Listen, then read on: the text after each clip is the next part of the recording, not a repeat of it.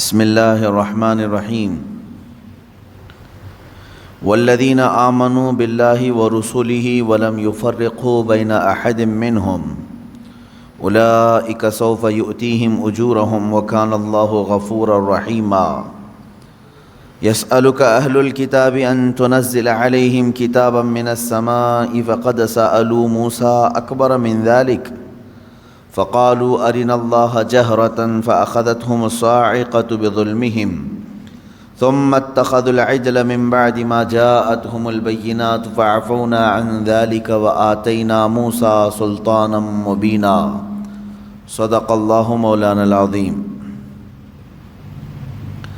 اور وہ لوگ جو اللہ اور اس کے سب رسولوں پر ایمان لائے اور ان میں سے کسی پر ایمان میں فرق نہ کیا، انہیں عنقریب اللہ ان کے ثواب دے گا اور اللہ بخشنے والا مہربان ہے۔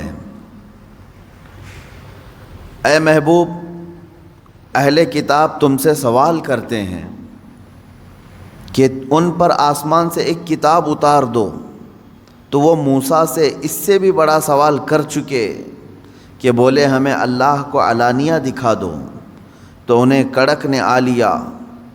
ان کے گناہوں پر پھر بچھڑا لے بیٹھے بعد اس کے کہ روشن آیتیں ان کے پاس آ چکیں، تو ہم نے یہ معاف کر دیا اور ہم نے موسیٰ کو روشن غلبہ دیا۔ یہ آیتیں، اس کا تعلق پچھلی آیتوں سے یوں ہے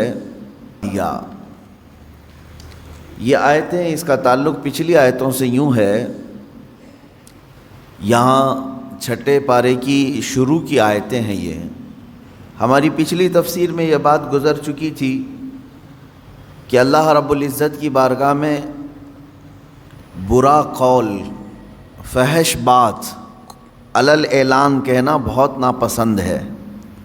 اللہ تبارک و تعالیٰ کسی بھی بری بات کا اعلان پسند نہیں فرماتا، یعنی اظہار گناہ، اسی پر میں نے بات کی تھی۔ آپ ایک ہے گناہ کرنا اور ایک ہے گناہ کا اظہار کرنا، سب کے سامنے بیان کرنا، تو یہ اللہ تبارک و تعالیٰ کو سخت ناپسند ہے۔ اور پھر یہ کہ نیکیاں جو ہے چھپا کر کے کریں یا پھر دکھا کر کے کریں، دونوں کا اجر اللہ تعالیٰ کے ہاں ہے۔ دکھا کر مطلب دکھاوا نہیں، علل اعلان بھی کچھ نیکیاں ہوتی ہیں، جیسے نماز با جماعت یہ علل اعلان ہوتی ہے، حج کی عبادت علل اعلان ہوتی ہے، سب کے سامنے، نظروں کے سامنے ہوتی ہے۔ تو ان چیزوں میں اللہ تبارک و تعالیٰ دونوں صورتوں میں اجر عطا کرے گا۔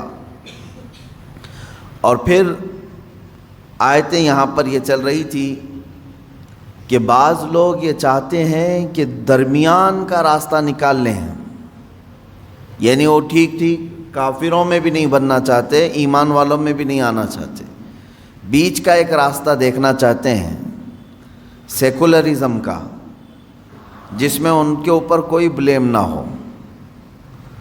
یعنی سیدھے سے یوں سمجھ لیں منافقت ہے، اور سیاسی زبان میں کہیں تو کانگریس ہے۔ یعنی ان کو چاہیے درمیان میں، وہ کھل کر کے کسی کے سامنے نہیں ہونا چاہتے۔ تو یہ اللہ رب العزت یہاں یوں ارشاد فرماتا ہے، یہ لوگ جو درمیانی راہ نکالنا چاہتے ہیں، اولئک ھم الکافرون حقا، حقیقت میں تو یہی بڑے کافر ہیں۔ اللہ تعالیٰ فرماتا ہے حقیقت میں، کیونکہ یہ گمراہ کرتے ہیں اچھے لوگوں کو، ان کے جال میں بہت سارے لوگ آ جاتے ہیں، بھولے بھالے لوگ ان کو اپنا سمجھتے ہیں جبکہ یہ آپ کے نہیں ہوتے، اور دوسری جماعت والوں میں بھی کچھ بھولے لوگ ہیں، وہ ان کو اپنا سمجھتے ہیں جبکہ یہ ان کے بھی نہیں ہوتے ہیں۔ تو اللہ تعالیٰ نے فرمایا یہ جو درمیانی راستہ نکالتے ہیں یہ حقیقت میں بڑے کافر ہیں۔ وَأَعْتَدْنَا لِلْكَافِرِينَ عَذَابًا مُهِينًا، اللہ فرماتا ہے ہم نے ایسے کافروں کے لیے ذلت کا عذاب رکھا ہے۔ یہ آیتیں گزر چکی تھیں کہ جو درمیان کا راستہ نکالنے کی کوشش کرتا ہے۔ میں نے آخری تفسیر کی گفتگو میں آپ سے یہ کہا تھا، جو ہیں آپ وہ پورے بن جاؤ، جو آپ ہیں اندر سے وہ پورے بن جاؤ، شرمانا، جھجکنا، کسی سے خوف کھانا چھوڑ دو۔ اگر اندر سے کوئی کافر ہے تو پورا اوپر سے بھی کافر ہو کر کے دکھائے ہیں۔ اگر کوئی اندر سے ایمان رکھتا ہے، اسلام سے محبت رکھتا ہے، تو پورا مسلمان بن کے دکھائے۔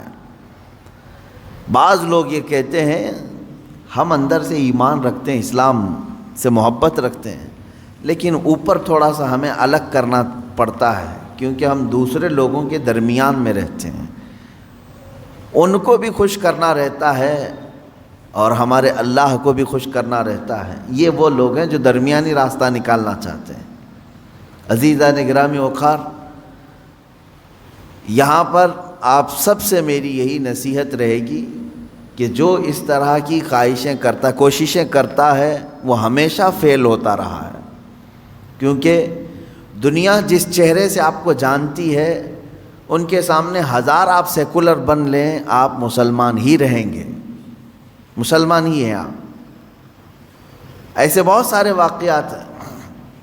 کچھ بیچارے سیاسی لوگ مسجد نہیں آتے تھے زندگی بھر، مسلمان تھے، صرف اس لیے کہ دوسروں کا دل رکھنا ہے، لیکن جب وقت فساد آیا تو ان کی یہ تمام چیزوں کو انہوں نے نظر انداز کر دیا، ان کے گھر کو بھی پھونک دیا، جلا دیا۔ کیوں؟ اس لیے کہ ان کی نظر میں وہ تھا تو مسلمان، اگرچہ نمازوں کے لیے نہیں جاتا تھا، کچھ مشرکین کا دل رکھنے کے لیے وہ پوجا بھی کرتا تھا، لیکن وہ سب انہوں نے خیال میں نہیں رکھا۔ اسی لیے میں کہتا ہوں کہ جو چیز تم اختیار کرتے ہو پورا اختیار کر لو، پورے کے پورے اس چیز میں اتر جاؤ۔ اللہ تبارک و تعالی ہمیں ایمان کامل عطا فرمائے۔ آج جو آیتیں اب میں نے جو تلاوت کی ہیں، اللہ تعالیٰ فرماتا ہے، اور وہ لوگ جو ایمان لائے اللہ پر اور رسولوں پر، اس کے سب رسولوں پر، اور اس کے رسولوں میں کسی میں فرق نہیں کیا ایمان کے معاملے میں، ان میں سے کسی پر ایمان میں فرق نہ کیا۔ دیکھیں، ایمان ہم کو سارے نبیوں پر لانا ہے، ہم کسی ایک بھی نبی کا انکار نہیں کر سکتے۔ اب آپ کو میں بتاؤں، کوئی اگر مسلمان ایسا ہے وہ کہتا ہے میں میرے نبی محمد صلی اللہ تعالیٰ علیہ وسلم پر ایمان لاتا ہوں، لیکن مجھے عیسیٰ سے کیا غرض، معاذ اللہ رب العالمین۔ اگر کوئی کہتا ہے میں عیسیٰ علیہ السلام کو نہیں مانتا، وہ ہمارے نبی تھے بھی نہیں، پچھلے زمانے کے نبی تھے، میں تو رسول پاک کو پورا مانتا ہوں، تو 1,24,000 کم و بیش جتنے نبی آئے، اور قرآن پاک میں جتنے نبیوں کا اور احادیث میں جتنے نبیوں کا نام صراحت کے ساتھ آیا، ان پر ایمان لانا تمہیں ضروری ہے۔ ایک بھی نبی کا انکار کرو گے تو وجہ کیا رزلٹ کیا بنتا ہے معلوم ہے؟ اگر تم نے عیسیٰ علیہ السلام کا انکار کیا تو گویا کہ تم نے خود اپنے نبی کا انکار کیا، تم محمد صلی اللہ علیہ وسلم کو نہیں مان رہے، کیونکہ عیسیٰ کون تھے یہ ہمیں بتایا محمد صلی اللہ علیہ وسلم نے۔ ان کی نبوت کا اگر تم نے انکار کیا تو گویا کہ تم نے اپنے رسول کا انکار کیا۔ ہم کسی بھی نبی میں فرق نہیں کرتے۔ یہ رد میں آئی ہے آیت، یہ آیت جو آئی ہے، پھر سے میں پڑھ رہا ہوں، توجہ۔ اللہ فرما رہا ہے وہ لوگ جو اللہ پر اور اس کے رسولوں پر ایمان لائے اور رسولوں پر ایمان لانے میں کسی میں فرق نہیں کرتے۔ فرق نہیں کرتے مطلب ایسا نہیں کرتے کہ ایک نبی کو مانتے ہیں ایک نبی کو چھوڑتے ہیں، ایسا نہیں کرتے۔ تب رب تعالیٰ فرما رہا ہے ان کو اللہ پورا کا پورا اجر عطا کرے گا، پورا کا پورا اجر عطا کرے گا۔ اس اجر کے مستحق اگر دنیا میں کوئی ہے تو وہ مسلمان ہیں۔ عیسائی بھی نبیوں کو مانتے ہیں، یہودی بھی نبیوں کو مانتے ہیں، اور ہم بھی نبیوں کو مانتے ہیں، لیکن فرق ہے سب میں۔ یہودی جو ہے جتنے نبی آئے ان پر ایمان رکھتے ہیں، ابراہیم علیہ السلام سے لے کر موسیٰ علیہ السلام تک تقریباً نبیوں پر ان کا اتفاق ہے۔ عیسائی جو ہیں کرسچن، یہ بھی تقریباً سب نبیوں کو مانتے ہیں، لیکن دونوں کے ماننے میں فرق ہے۔ یہودی بعض نبیوں کو اس طور پر مانتے ہیں کہ وہ اللہ کے نبی تھے، ہمارے مسیحا تھے، لیکن بعض نبیوں کے بارے میں وہ بہت گمراہی کے عقیدے رکھتے ہیں، جیسے حضرت اسحاق علیہ السلام کے متعلق، بلکہ حضرت ابراہیم علیہ السلام پر ہی انہوں نے زنا کی تہمت لگائی۔ اسحاق علیہ السلام کے متعلق یہ ہے کہ وہ اللہ سے لڑ لیتے تھے، کبھی وہ اللہ کو گراتے تھے، کبھی اللہ ان کو گراتا تھا، معاذ اللہ۔ یہ یہودیوں کا عقیدہ ہے۔ تو نبیوں پر ایمان لانے میں یہ آدھے آدھے ہیں۔ اسی طرح سے عیسیٰ علیہ السلام کو نگلیکٹ کرتے ہیں، بالکل نہیں مانتے۔ کون؟ یہودی۔ عیسائیوں کا بھی حال ان سے کچھ زیادہ اچھا نہیں ہے۔ یہ بنی اسرائیل کے تقریباً نبیوں کو مانتے ہیں، لیکن بعض نبیوں کا یہ بھی انکار کرتے ہیں۔ کیسے؟ یہ تو سب سے بڑے نبی محمد صلی اللہ علیہ وسلم کو ہی نہیں مانتے۔ قرآن کہہ رہا ہے سارے نبیوں پر ایمان جو برابر رکھتا ہے، آدم علیہ السلام سے لے کر حضور پاک صلی اللہ علیہ وسلم تک جتنے نبی آئے، سب پر جو ایمان رکھتا ہے، اولئک سوف یؤتیہم اجورہم، اللہ فرما رہا ہے ان کو پورا کا پورا اجر میں عطا کروں گا۔ اب مجھے بتاؤ، یہودی عیسیٰ علیہ السلام کو نہیں مانتے، عیسائی محمد صلی اللہ علیہ وسلم کو نہیں مانتے، دنیا میں ایک ہی قوم ایسی ہے جو مسلمان، وہ موسیٰ علیہ السلام کو بھی مانتے ہیں، عیسیٰ علیہ السلام کو بھی، اور محمد صلی اللہ علیہ وسلم کو بھی۔ ہمارا کسی بھی نبی کے متعلق کوئی اختلاف ہے؟ ہم نے کبھی کسی نبی کا انکار کیا؟ ہم نے آج تک یہ نہیں کہا کہ موسیٰ علیہ السلام یہودیوں کے نبی ہیں، ہم نے یہ نہیں کہا کہ عیسیٰ علیہ السلام صرف عیسائیوں کے نبی ہیں، بلکہ ہم یہ کہتے ہیں کہ 1,24,000 کم و بیش جتنے نبی آئے وہ سب ہمارے نبی ہیں، سب پر ایمان ہے ہمارا۔ اب اس بات کو سمجھ کر کے چلیں کہ اس میں کبھی بھی فرق نہ کریں۔ یہ رد میں آئی ہے آیت ان لوگوں کے جو یہودی اور عیسائی کرتے ہیں۔ اچھا، اب یہاں پر میں ایک بات اور بھی عرض کروں کہ یہودیوں کی کتابوں میں بھی موجود ہے کہ آخری زمانے میں ایک نبی آئیں گے جن پر نبوت کا خاتمہ ہو جائے گا، ان کی صفات بھی بیان کی گئی ہیں، ان کی تعریف میں ساری چیزیں بیان ہیں، یہودیوں کی کتاب میں بھی ہے۔ عیسائی جن کتابوں کو مقدس مانتے ہیں ان میں بھی ہے کہ ایک نبی آنے والا ہے جس کی تمام بشارتیں اس میں دی گئی ہیں۔ ان دونوں سے آپ پکڑ کر کے پوچھو وہ نبی کہاں ہے، کب آئے گا، وہ نبی کہاں ہے؟ یہودیوں سے بھی ہم پوچھتے ہیں جس نبی کے آنے کی بشارت تمہاری کتابوں میں ہے، آخر وہ کون ہے، کون سا نبی ہے؟ اگر تمہارے اعتبار سے محمد صلی اللہ علیہ وسلم ہیں تو پھر ایمان کیوں نہیں لاتے؟ تم اپنی کتاب پر عمل نہیں کر رہے ہو۔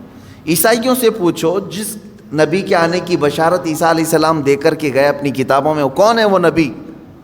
اگر محمد صلی اللہ علیہ وسلم ہیں تو پھر ان پر ایمان کیوں نہیں لاتے؟ اور اگر نہیں مانتے تم کہ وہ بشارت جن کی دے کر کے گئے تھے وہ محمد صلی اللہ علیہ وسلم نہیں ہیں، تو میاں 1400 سال سے زیادہ کا عرصہ، 2000 سال کا عرصہ ہو گیا، وہ نبی اب تک کیوں نہیں آیا؟ یہودیوں سے بھی ہمارا سوال ہے، عیسائیوں سے بھی ہمارا سوال ہے، اس لیے کہ اس سے پہلے اتنا لمبا گیپ کبھی نہیں آیا، 2000 سال ہو گئے۔ یہودی آپ سے بھی ہم پوچھتے ہیں کہ تمہاری کتابوں میں جس نبی کے آنے کی بشارت دی گئی ہے وہ کون ہے نبی؟ اگر محمد صلی اللہ علیہ وسلم ہے تو ایمان کیوں نہیں لاتے؟ اور اگر وہ نہیں ہے تو پھر کون ہے، وہ کب آئے گا؟ اگر عیسائی بھی یہ جواب دیں، ان سے بھی میرا یہی سوال ہے۔ میرے عزیزو، یہاں پر یہ آیت اسی لیے آئی ہے کہ یہ بعض نبیوں کو مانتے ہیں جو ان کی طبیعت میں ہے، اور بعض کا انکار کرتے ہیں جو ان کی طبیعت میں نہیں ہے۔ یہاں سے میں ایک نتیجہ اخذ کر کے آپ سب سے بھی کہنا چاہوں گا، کبھی بھی شریعت کو اپنی طبیعت کے مطابق نہ بناؤ۔ جو تمہیں اچھا لگے وہ شریعت ہے، اور جو کڑوا لگے اس کو تھوک دو۔ اکثر ایسا ہوتا ہے۔ مثال کے طور پر مولانا صاحب جب تک آپ کو بیان کر رہے ہیں آپ کو بہت اچھی لگنے لگی تقریریں، کیا بولتے ہیں مولانا صاحب، بہت اچھا ہے۔ کس بارے میں بول رہے تھے؟ آپ کو جتنے لوگوں نے دھوکہ دیا ان کے خلاف بول رہے تھے، بہت اچھے مولانا ہیں، دھوکے کے خلاف بولیے آپ، بہت سارے لوگ جو ہے دھوکہ دیتے ہیں۔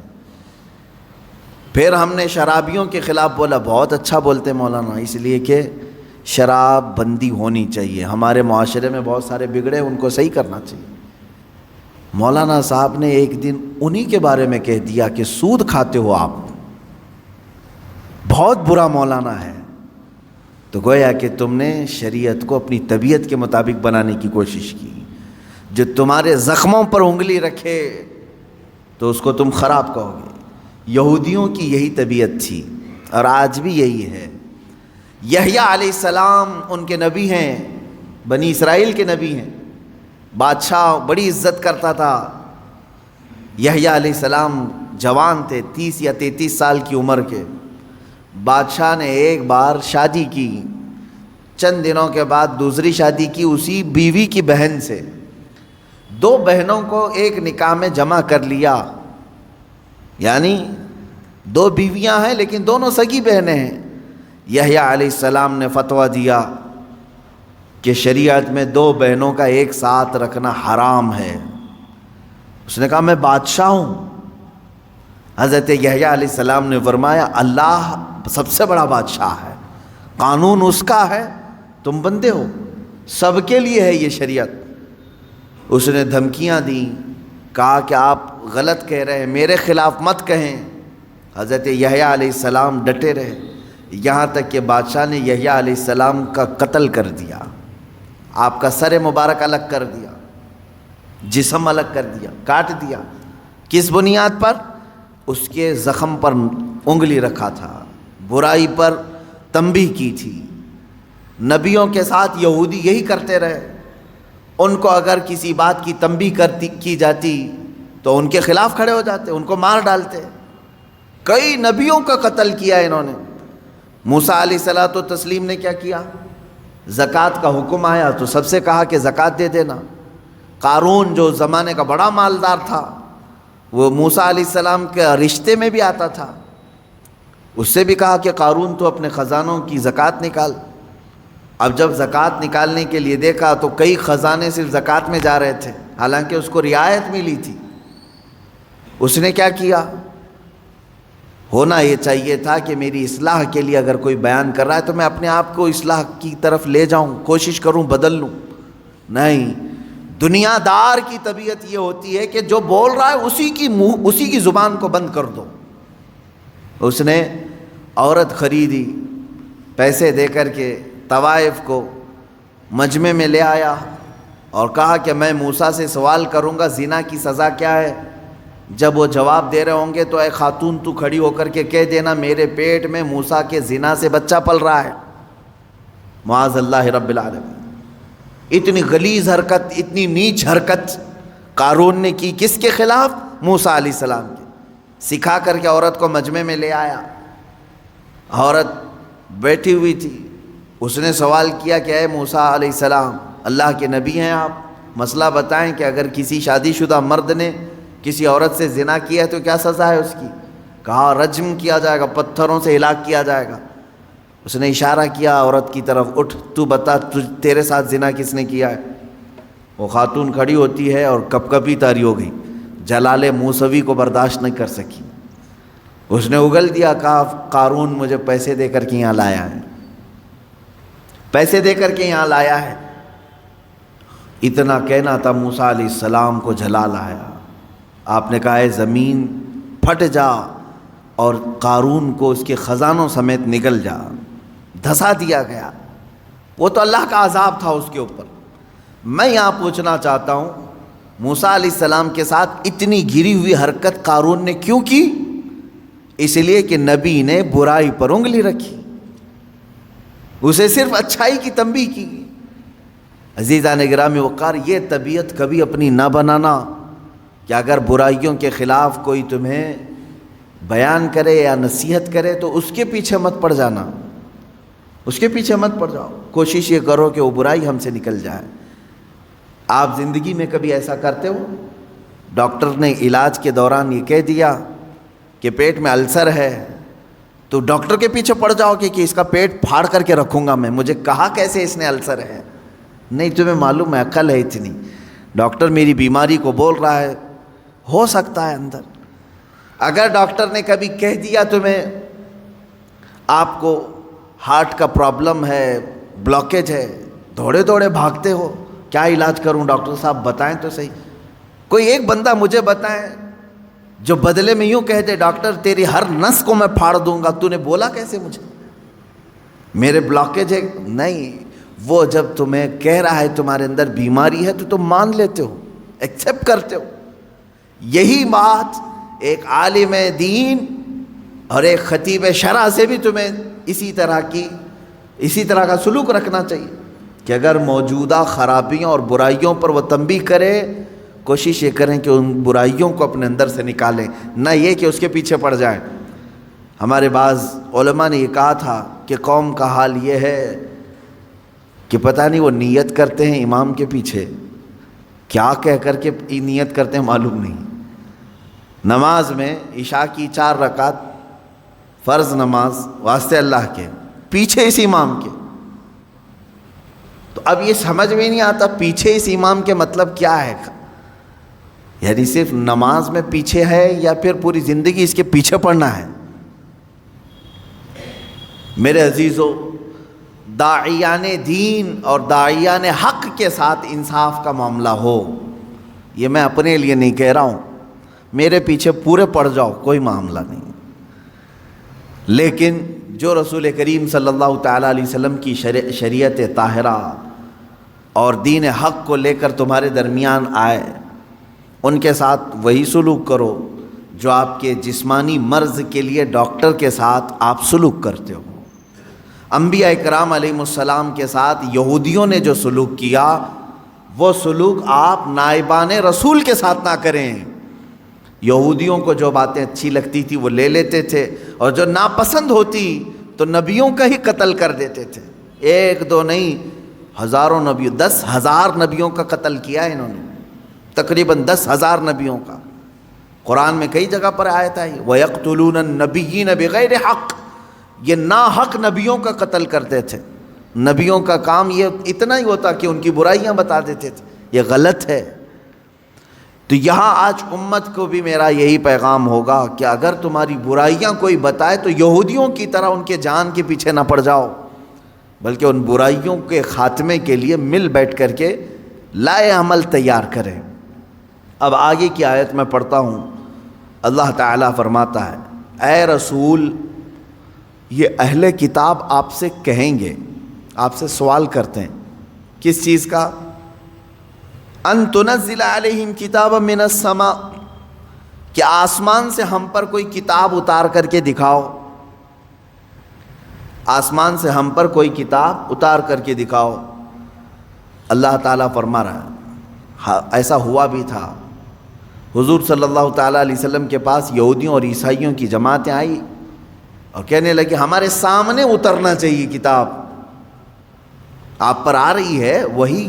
اچھا وہی کیسے آتی تھی یہ بھی میں بتاؤں، یہ قرآن کی جو آیتیں آتی تھیں کس انداز سے؟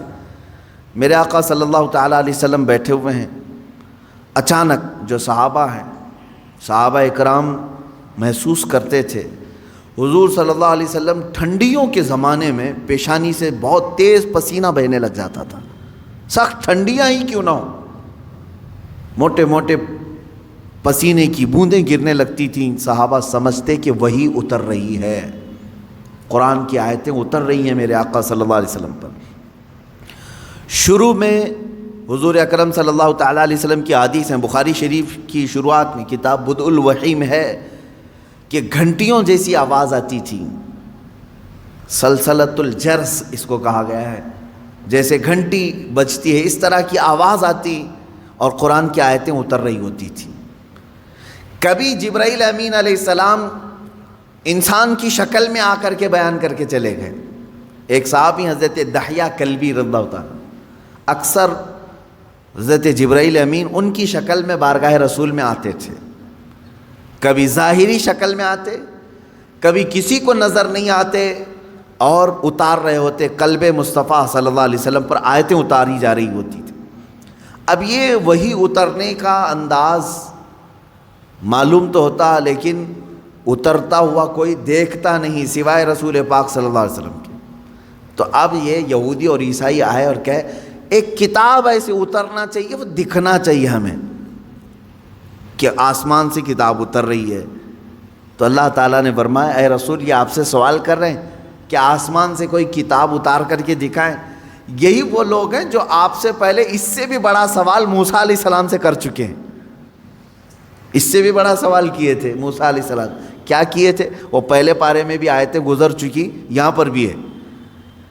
فقد سألوا موسیٰ اکبر من ذالک، تو یہ تو موسیٰ علیہ السلام سے اس سے بھی بڑا سوال کر چکے. کیا؟ فقالوا ارنا اللہ جہرتاً، انہوں نے کہا تھا موسیٰ علیہ السلام سے، یہ یہودیوں نے، اچھا آپ اللہ اللہ کہہ رہے ہیں بہت، ہم اللہ کو سامنے دیکھنا چاہتے ہیں، دیکھ کر کے ایمان لائیں گے. لن نؤمن حتی نری اللہ جہرتاً، قرآن میں ہے. وہ ضد کر کے بیٹھے ہم اس وقت تک ایمان نہیں لائیں گے جب تک اللہ ہم کو دکھے گا نہیں. میرے عزیزو، یہ بڑا سوال موسیٰ علیہ السلام سے کیا تھا انہوں نے، موسیٰ علیہ السلام سے. تو ہوا کیا ان کے ساتھ؟ اللہ فرماتا فَأَخَذَتْهُمُ الصَّاعِقَةُ بِظُلْمِهِمْ، اس طرح کا سوال کرنے پر اچانک ایک بجلی چمکی اور اللہ تبارک و تعالیٰ نے ان پر آسمان کو نیچے کر دیا، اتنا کہ اب گرے گا تب گرے گا. خوف کے مارے وہ پورے دہل گئے. سوال کیا کیا تھا؟ ہم ایمان نہیں لائیں گے جب تک اللہ ہم کو سامنے نہیں دکھے گا. تو اللہ تعالیٰ نے بجلیاں بھیجی، کڑک بھیجی، بہت خطرناک قسم کی کڑک، بجلی کی چمک، اور آسمان نیچے پھٹ کر کے آ گیا، سروں پر آ گیا. اللہ نے روک لیا. اب پھر وہ ایسی ضدی قوم تھی، ان کو اوپر سے آسمان یہاں لا کر کے کھڑا کیا گیا. اب بولو ایمان لاتے ہو یا کیا ہے؟ تو قرآن کی آیت ہے لن نؤمن حتی نری اللہ جہرۃ فاخذتکم الصاعقۃ بظلمہم، تو ان کو بجلی نے کڑک لیا، یہ کڑک آ کر کے انہیں گھیر لی. تو پھر کہنے لگے نہیں ہم ایمان لاتے ہیں موسیٰ کے رب پر، ہے اللہ کوئی ہے، اب ضرورت نہیں ہے دیکھنے کی. اب یہاں سے سنیے میرے عزیزوں، نبیوں سے ایسا سوال کیا گیا ہے تو اللہ تبارک و تعالیٰ نے بیان فرمایا. مجھے حیرت ہوتی ہے، موسیٰ علیہ السلام کی قوم نے ان سے کہا تھا ہم ایمان نہیں لائیں گے اس وقت تک، توجہ ہے نا، ہم ایمان نہیں لائیں گے اس وقت تک جب تک کہ اللہ کو آنکھوں سے دیکھ نہیں لیں گے. موسیٰ علیہ السلام ولی تھے یا نبی تھے؟ نبی تھے، سب کو معلوم ہے. نبی کا درجہ بڑا ہے یا ولی کا درجہ؟ نبی کا. نبی کو معجزہ بھی ملا ہے، طاقت بھی ملی ہے، اور ان کی شان محبوبی بھی ہے. اللہ ان کی باتوں کو رد نہیں کرتا. موسیٰ علیہ السلام سے جب ان کی قوم نے سوال کیا تو دکھوا دینا چاہیے تھا نا، ٹھیک ہے چلو میں اللہ دکھا دیتا ہوں تم ایمان لے آؤ. نہیں دکھائے. موسیٰ علیہ السلام اپنی قوم کو اللہ نہیں دکھوائے. وجہ یہ ہے کہ وہ خود بھی نہیں دیکھے، وہ خود بھی انہوں نے نہیں دیکھا تھا. اب میں آپ سے یہ کہنا چاہتا ہوں، اتنے سالوں گزر جانے کے بعد للو پچھو پیر صاحب آئے اور وہ مریدوں سے کہتے ہیں ہم اس وقت تک تمہیں بیعت میں نہیں شامل کریں گے جب تک اللہ تمہیں دکھا نہیں دیں گے. مرید بھی گھومتے ہوئے کہہ رہا ہے کہ ہمارے پیر صاحب تو اللہ دکھاتے ہیں پھر بیعت کرتے ہیں. کون سا پیر ہے وہ جو اتوار کے بعد آتا ہے یا منگل سے پہلے آتا ہے، یا پھر مرشد جسے کہا جاتا ہے ہدایت دینے والا؟ عزیزان گرامی وقار، قرآن پڑھو. اس طرح کی ایسی باتیں نہ مارو، ہواؤں میں نہ پھینکو. وہ مریدین بھی ویسی ہیں، پیر بھی ویسا ہی ہے. اس نے کیا دکھایا، انہوں نے کیا دیکھا، پتہ ہی نہیں ان کو. میں نے سنا ہے کہ کوئی پیر صاحب ہیں وہ بھیجے میں اللہ دکھاتے ہیں، بکرا کاٹتے ہیں، بکرے کا سر پھوڑ کر کے اس کا بھیجا نکال کر کے اس میں رکھتے ہیں. واللہ عالم، یہ بھیجے کا تصور کہاں سے آیا یہ بھی نہیں معلوم کہ میاں جب دکھانا ہی ہے تو بھیجے میں ہی کیوں، انڈے میں کیوں نہیں دکھتا؟ گردے کلیجے میں کیوں نہیں دکھواتے؟ میرے خیال سے ایسا ہو سکتا ہے کہ پیر صاحب کو بھیجا پسند ہوگا، جتنے مرید دیکھیں گے اتنے بھیجے آئیں گے. کیا تماشا ہے، دین کو تماشا بنا کر رکھا ہے. اے غیور مسلمانوں، اپنی عقل کا استعمال کرو. یا قرآن تو یہ کہہ رہا ہے کہ موسیٰ علیہ السلام سے ان کی قوم نے کہا تھا، ایک جگہ نہیں، یہ آیت 2 جگہ آئی ہے، 2 جگہ پڑھ کر کے دیکھ لو. ان کی قوم نے کہا تھا ہم جب تک اللہ کو نہیں دیکھ لیں گے جب تک آپ پر ایمان نہیں لے آئیں گے. موسیٰ علیہ السلام نبی ہو کر کے اپنی قوم کو نہیں دکھائے، نہیں، اللہ دیکھنے والی چیز ہے ہی نہیں۔ قرآن کہتا ہے لا تدرکہ الابصار وہو یدرک الابصار، کوئی آنکھ نہیں ہے جو اس کو گھیر میں لے لے۔ اگر کسی آنکھ میں آ گیا تو وہ خدا نہیں، خدا وہ ہے جو کسی کے آنکھ میں سما نہیں سکتا۔ ہاں وہ اللہ رب العزت ہے جو ساری نگاہوں پر حاوی ہے، پوری دنیا کو وہ دیکھ رہا ہے، لیکن اسے دیکھنے والی آنکھ نہیں۔ رسول کریم صلی اللہ تعالیٰ علیہ وسلم اس سے مستثنا ہیں۔ صرف اللہ رب العزت نے میرے نبی صلی اللہ تعالیٰ علیہ وسلم کو اپنا دیدار کرایا، یہ ایکسیپشن ہے، یہ ایکسیپشن ہے۔ وہ زندگی میں ایک مرتبہ حضور اکرم صلی اللہ علیہ وسلم کے ساتھ ہوا بیداری کے عالم میں، لیکن یہاں پر بھی ہم یہی کہیں گے میرے عزیزو، جس وقت اللہ تعالیٰ کو اپنا دیدار کرانا تھا اپنے نبی کو، اس رات خصوصی طاقت ان کی آنکھوں میں ڈالی تب دیدار کرایا ہے، خصوصی طاقت و قوت دی تب دیدار کرایا۔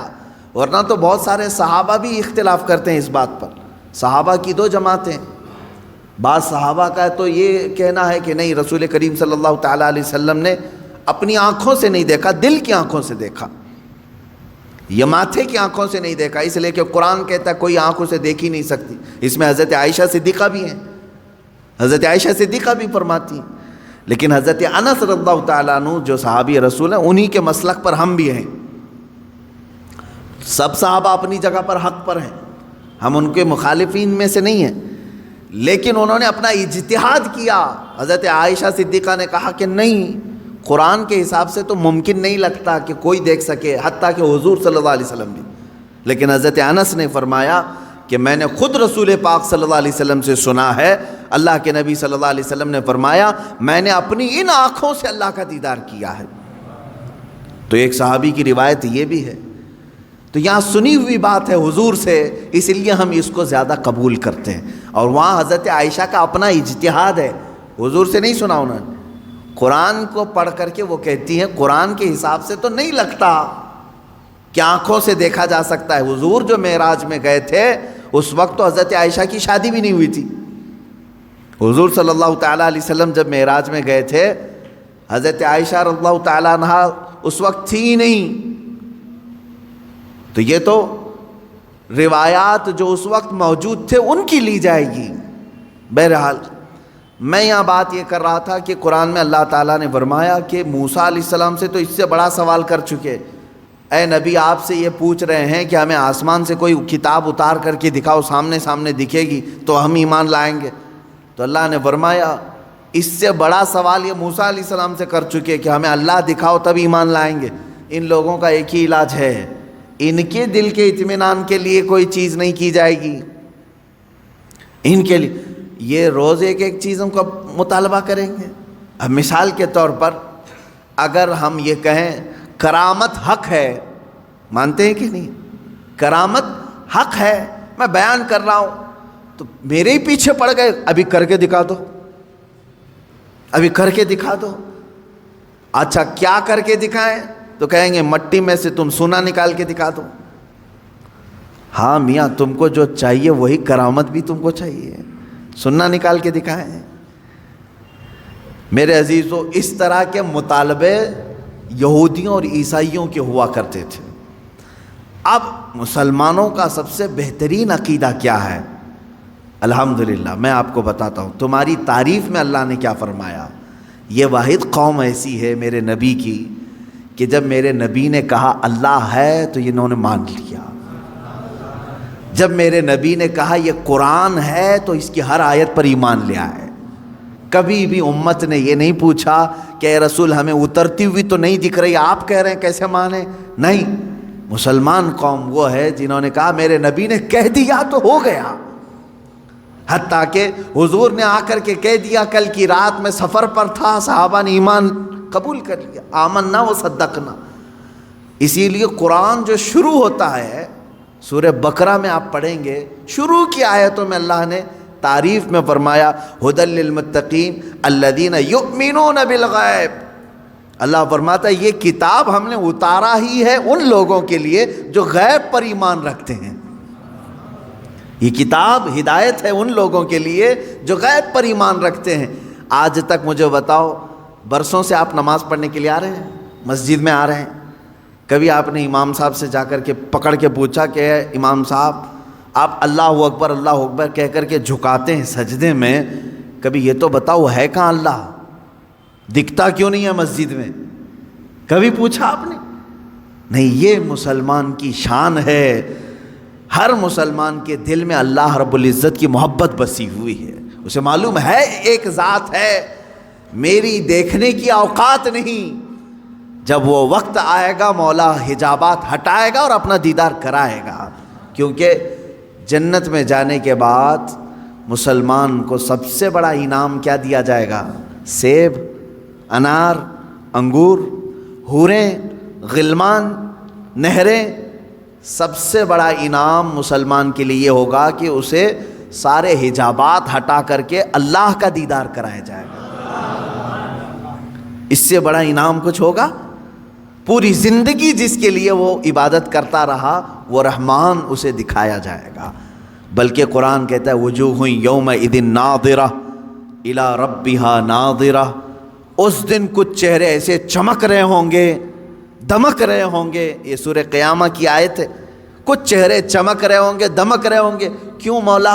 الی ربہا ناظرہ، اس لیے کہ وہ اپنے رب کے پاس رب کو دیکھ رہے ہوں گے، اس لیے کہ وہ براہ راست اپنے رب کا دیدار کر رہے ہوں گے، ادھر رب کو دیکھ رہے ہوں گے اور چہرے چمک رہے ہوں گے۔ وہ وقت آئے گا جب تمہیں دیدار کرایا جائے گا، لیکن دنیا میں اس طرح کا مطالبہ کرنا بیجا ہے، نہیں کرنا چاہیے۔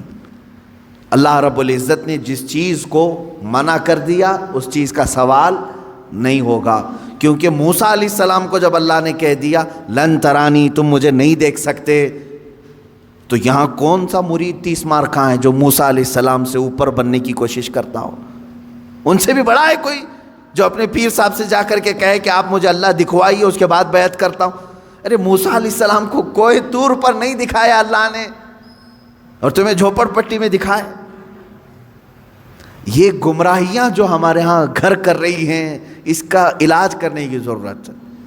میں اتنا سخت ان لوگوں کے خلاف اس لیے بولتا ہوں میرے عزیزوں، مجھے جہاں تک میرا دل کہتا ہے، اس طرح کے جو تصوف کے بہانے سے ہماری جماعتوں میں آئے ہیں، ان کا دور دور سے اسلام سے کوئی تعلق نہیں، یہ شیطان ہے جو انسان کے لباس میں ہمارے درمیان آتے ہیں۔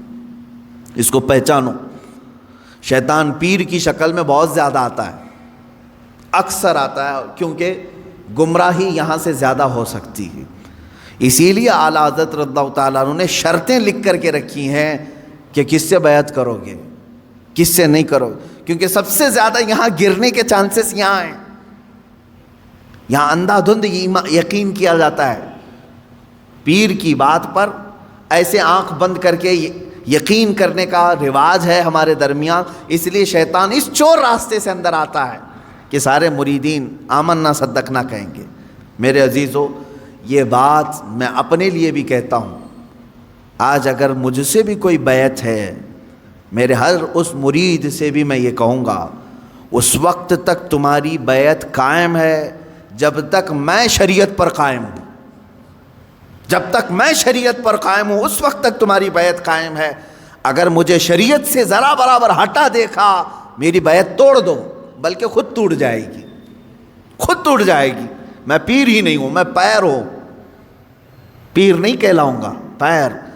یہ بات اس لیے عرض کر رہا ہوں کہ شریعت کے ترازو میں ہر ایک کو تولو۔ میں دوسروں کے متعلق نہیں کہہ رہا، مجھے خود تولو۔ جو مجھ سے بیعت ہوا ہے اس مرید سے بھی میں کہوں گا کہ شریعت کے دائرے، یہ نہیں کہ میرے پیر نے کہہ دیا آنکھ بند کر کے، جیسے آج کے لٹھو مرید ہیں کچھ، پیر صاحب نے کہہ دیا نہیں ہونا ہی ہے انہیں، نہیں، پہلے پرکھو اس کو کہ پیر نے اگر حکم دیا ہے تو رسول پاک کی شریعت کے مطابق دیا کہ نہیں دیا۔ مفتی اعظم ہند رضی اللہ تعالیٰ عنہ اپنے ایک مرید کو ٹکٹ لانے کے لیے بھیجے، اور وہ ظہر کی نماز قضا کر گیا۔ عصر کے ٹائم پر پہنچا تو سب سے پہلے مرید سے یہ پوچھا کہ ظہر پڑھی تھی کہ نہیں پڑھی تھی، ظہر تھی یا جمعہ کی تھی؟ اس نے کہا لائن میں لگا تھا چھوڑ کے جاتا تو پھر لائن ٹوٹ جاتی اور ٹکٹ بھی نہیں ملتا آپ کا، چھوٹ گئی. تو آپ نے جلال کا اظہار کیا، ٹکٹ پھینک دیا. یہ پیر و مرشد ہے.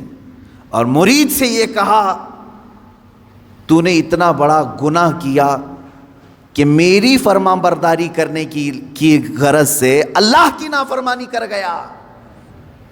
یہ ہوتا ہے پیر. ہمیشہ یہ یاد رکھنا کہ پیر کی حکم بجاوری کے غرض سے کہیں ایسا نہ ہو جائے کہ اللہ کی نافرمانی ہو جائے. نمبر 1 سب سے پہلا ہمیں جو پرائیورٹی دینی ہے وہ رب ذوالجلال کی ذات ہے.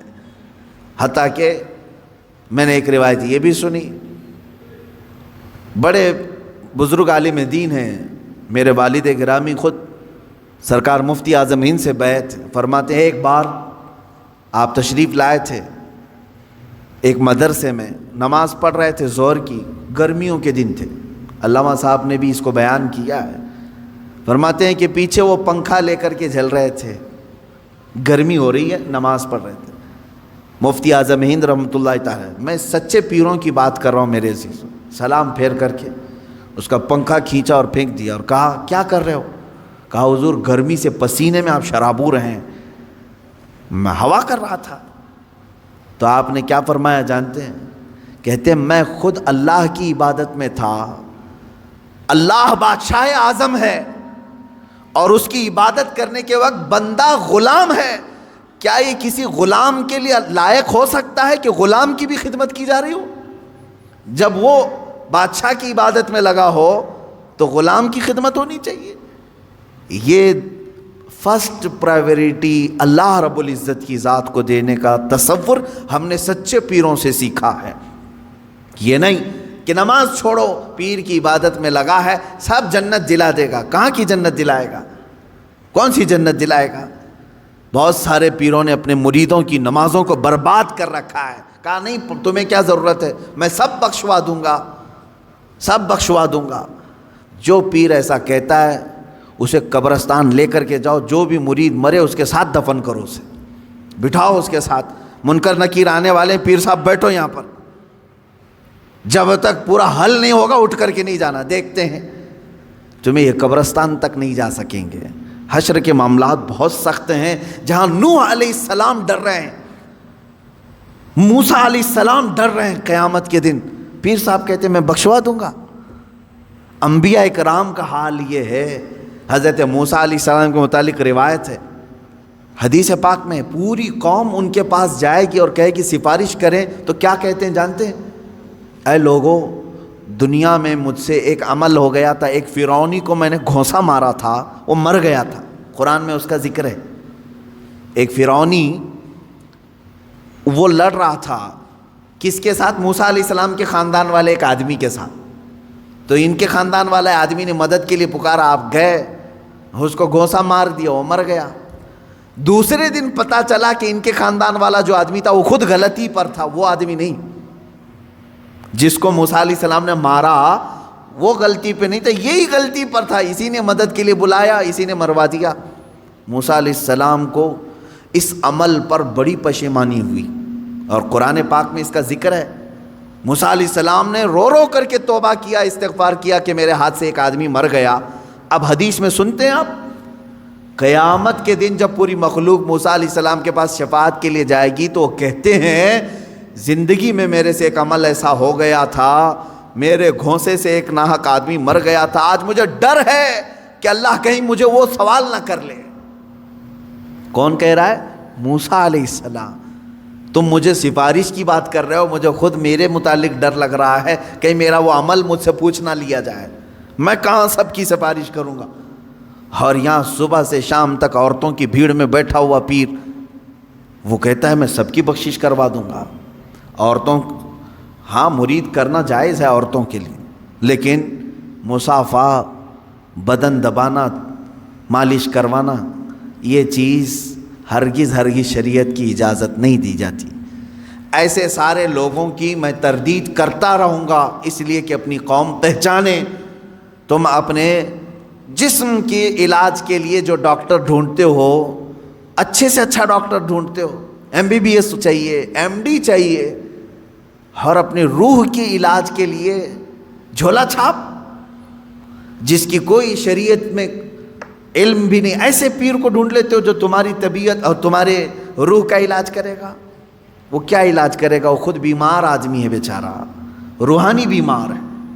ہاں، جو روح کا بادشاہ ہوتا ہے تم اس کو دیکھو گے کہ وہ نمازوں کے لیے دوڑ رہا ہوتا ہے، اپنے مریدین سے کہتا ہے تنبیہ کے ساتھ، کچھ بھی چھوٹے لیکن اللہ کی عبادت تم سے نہ چھوٹے۔ وہ پیر صحیح ہے جو تمہیں رب تعالیٰ تک جوڑ دے، یہ نہیں کہ تمہیں اپنی دکان تک جوڑ دے۔ یہاں پر سب آتا رہے، سب تم چلتے رہو، سب ٹینشن فری ہو کر کے جیو۔ کچھ مرید ایسے بھی ہیں، وہ سوچتے ہیں پیر صاحب کے پاس ہم نذرانہ ہدیہ بھیجتے رہیں گے تو ہمارے لیے دعائیں بھی کرتے رہیں گے، ان کا سایہ بنا رہے گا اور ہمارا سب چلتا رہے گا، کچھ بھی بلا نہیں آئے گی، مصیبت نہیں آئے گی۔ یہ سب جاہلوں کے پیدا کیے ہوئے معاملات ہیں میرے عزیزوں، جاہلوں کے ہیں۔ صحابہ کرام سے بڑھ کر کے مرید کون تھا؟ میرے آقا صلی اللہ علیہ وسلم سے بڑھ کر کے پیر کون تھا؟ اس کے باوجود رسول کریم صلی اللہ تعالیٰ علیہ وسلم سے صحابہ کرام کے اتنے گہرے تعلق کے باوجود مجھے بتائیں کبھی کسی صحابی کو حضور نے کہا ہو چھوڑ دو نمازیں، میں ہوں نا؟ کسی سے کہا ہو؟ عام صحابہ کی تو بات تو چھوڑیں، حضور نے خود سیدہ کائنات فاطمہ الزہرا رضی اللہ تعالیٰ عنہ سے کہتے ہیں، اے فاطمہ، کیا کہتے ہیں؟ اعملی لا اغنی عنکی شیئا، تو اپنے عمل میں پوری ہو، سارے عمل پوری کرتے رہنا، یہ مت سوچ کر کے بیٹھنا کہ میں تیرے لیے سب کچھ کر دوں گا، میں تیرے لیے سب کچھ کر دوں گا، یہ سوچ کر کے عمل سے دور نہیں ہونا۔ حضرت فاطمہ کو جب حضور یہ کہہ رہے ہیں تو کون سا پیر ہے جو اپنے مریدوں کو نماز کی چھٹی دے رہا ہے؟ آؤ سب قوالی میں بیٹھو، نماز معاف ہو جائے گی، ہے؟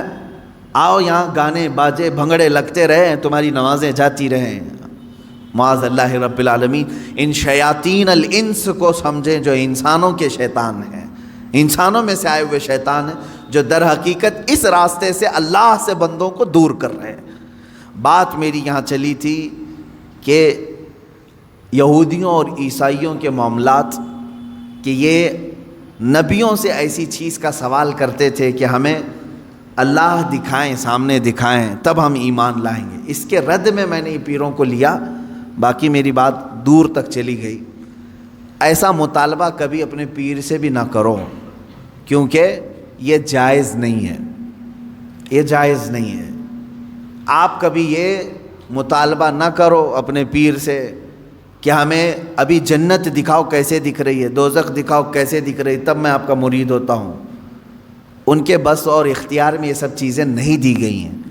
موسیٰ علیہ السلام کو اللہ تعالیٰ نے یہ چیز نہیں دی تو پھر کسی اور پیر کو کیوں دے گا؟ یہ تمام چیزوں کا مطالبہ نہیں ہونا چاہیے۔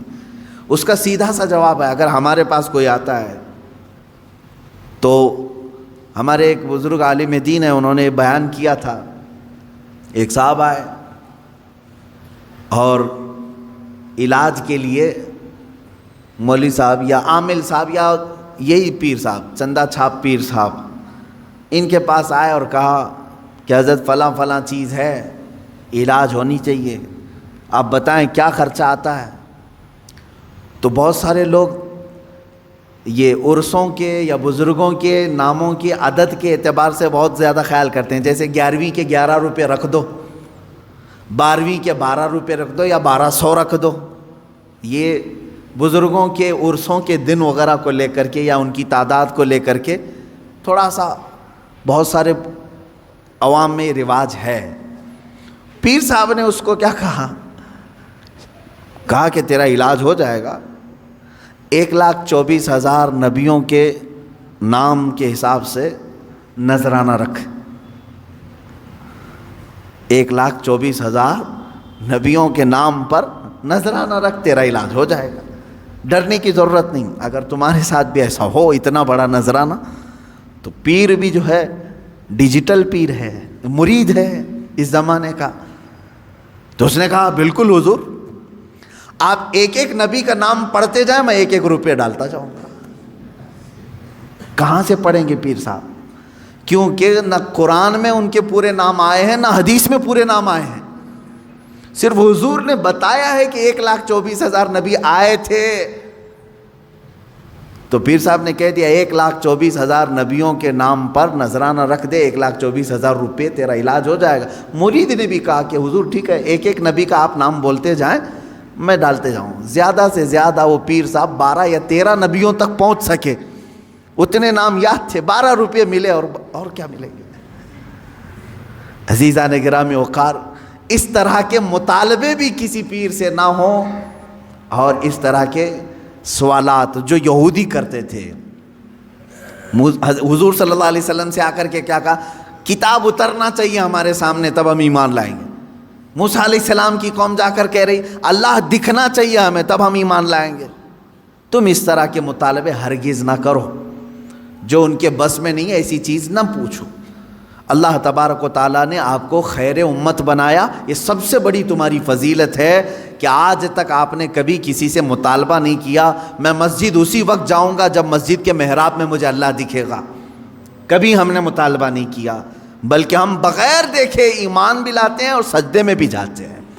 ہم نے قرآن کو اترتے ہوئے دیکھا ہے کسی نے؟ آسمان سے آ رہا ہے، جبرائیل لا رہے ہیں، کسی نے دیکھا؟ نہیں۔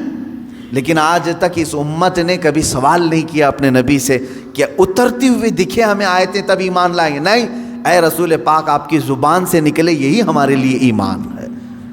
حضور اکرم نے فرما دیا یہ اللہ کی طرف سے ہے، یہی ہمارے لیے کافی ہے۔ اسی طرح عقیدہ یہی رکھو کہ بہت ساری ایسی چیزیں جو ناممکن ہیں ان کا سوال جائز نہیں ہے۔ اللہ تعالیٰ نے آگے یوں فرمایا کہ ایسے سوالوں پر اللہ کا عذاب آتا ہے، کڑک آتی ہے، بجلی آتی ہے، اور ایسے سوالوں کے کرنے والوں کو اللہ تبارک و تعالیٰ ہلاک فرماتا ہے۔ آگے کی آیتیں یہ ہے، اللہ فرماتا ہے ثم اتخذوا العجل من بعد ما جاءتهم البینات، پھر ان لوگوں نے بچھڑے کو ایسا بنا لیا۔ یہ یہودیوں کے متعلق یہ ہے کہ موسیٰ علیہ السلام کی قوم جو ہے گمراہ ہو گئی تھی، اس پر میں گفتگو کروں گا کل انشاءاللہ، کہ یہ بچھڑے کو اپنا معبود بنا کر کے اس کی پوجا میں ایسے لگ گئے جبکہ ان کے پاس روشن دلیلیں آ چکی تھی کہ اللہ ہے۔ آسمان اتار کر کے نیچے تک دکھا دیا اللہ نے، پھر بھی بچھڑے کے پیچھے لگ گئے، یعنی ان کے سروں تک آسمان آ گیا تھا۔ یہ ایسی بات نہ سمجھے آپ چھت خالی تڑکے تو آپ بھاگ جائیں گے، آسمان نیچے آ جائے تو کیا کرو گے؟ کہاں جاؤ گے؟ آسمان ہی نیچے سروں تک آ گیا تھا۔ اتنی بڑی نشانی اللہ نے دکھا دیا، اللہ ہے، پوری طاقت ہے، اور جب آسمان پھر چلا گیا ان کی توبہ کے بعد پھر بچڑے کی پوجا میں لگ گئے۔ اللہ فرماتا ہے اتنی بڑی نشانی دیکھنے کے بعد بھی یہ قوم گمراہ ہو رہی ہے۔ آج میں یہی کہوں گا کہ اللہ رب العزت کی آج بھی نشانیاں موجود ہیں، اور اس کے باوجود آج بھی بچڑے بچڑیوں کے پیچھے لوگ پڑے ہوئے ہیں۔ اللہ انہیں بھی ہدایت عطا فرمائے۔ وآخر دعوانا ان الحمد للہ رب العالمین۔